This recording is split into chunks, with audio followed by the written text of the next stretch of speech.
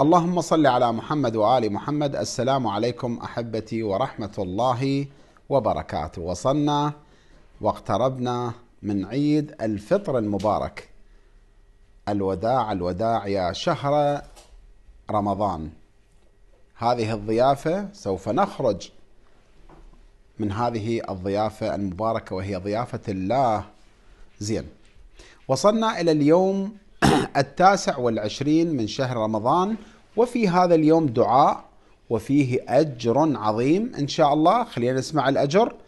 أن النبي صلى الله عليه وآله قال: من قرأه، يعني من قرأ هذا الدعاء في نهار شهر رمضان، من قرأه لو قيس نصيبه في الجنة بالدنيا كان مثلها 40 مرة. هاي الدنيا ايش كبرها؟ اي عافية. مجرد تقرأ هذا الدعاء شوفوا فضل الله وشوفوا عطاء الله سبحانه وتعالى. انتوا وياي اقرأوا ان شاء الله. ولا تنسون الصلاة على محمد وآل محمد. اللهم صل على محمد وآل محمد. اللهم صل على محمد وآل محمد. اللهم غشني فيه بالرحمة وأرزقني فيه التوفيق والعصمة وطهر قلبي من غياهب التهمة يا رحيما بعباده المؤمنين. دعاء بسيط إن شاء الله، وكل واحد راح يقرأ، واللي يقرأ لا ينساني بالدعاء. هذه الأخت تقول: بنتي معوقة العمر، تقول العمر 12 سنة. زين، تقول: هل واجب عليها الصيام والصلاة؟ الصلاة لابد منها. هسه إذا عوق يعني في الدماغ، يعني عندها خلل بالدماغ وما تفتهم شو تقول وكل شيء ما تعرف حولها، لا، هسه احنا الكلام مو يمها. احنا نقول إذا عقلها سليم ولكن معوقة ايديها رجليها زين، تصلي، نعم تصلي، واجب عليها الصلاة. الصيام إذا استطاعت. المريض ليس عليه من حرج.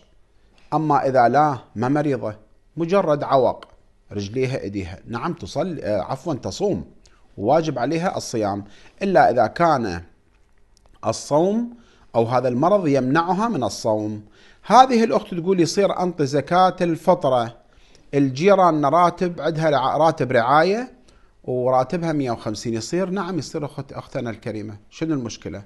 150 شو تسوي بالشهر؟ الله يعين الفقراء. هذه الأخت، وأختم بهذا السؤال، تقول: بيبيتي زوجها هاجرها 20 سنة. يا الله، يعني أطلعها هاي يا الله من قلبي، يا الله. 20 سنة هاجرها، شنو هالظلم؟ ما أدري. وهسه مريض هو هذا، على الفراش. تقول: يصير تروح تشوفه لو حرام بعد مو زوجها؟ لا، هو زوجها الآن وهو مأثوم أمام الله سبحانه وتعالى، وعليه أن يستبرئها الذمة، يعني كنت تبريد ذمة، هذا إذا بردت الذمة. بس هي القلوب فطر، هتلقاها تبريد ذمة. زين، هو مأثوم أمام الله سبحانه وتعالى وهي لا زالت زوجته. تروح تشوفه، خلي تروح تشوفه، خلي تروح تشوفه، وأي إشكال ماكو. حتى لو يهجرها 50 سنة، إذا ما طلقها وبالشروط فتبقى على ذمته.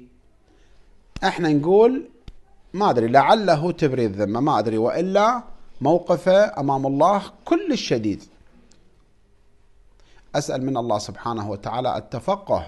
هذا اللي نقول عليه دائما. أنا أذكر بعد كل مقطع أنا أقول: التفقه في دين آل محمد. هذا الشخص لو يعلم أنه ارتكب حرام وآذى هذه المرأة لما عمل هذا العمل. أسأل من الله التفقه في دين آل محمد. ولا تنسوني ووالدي من صالح دعائكم.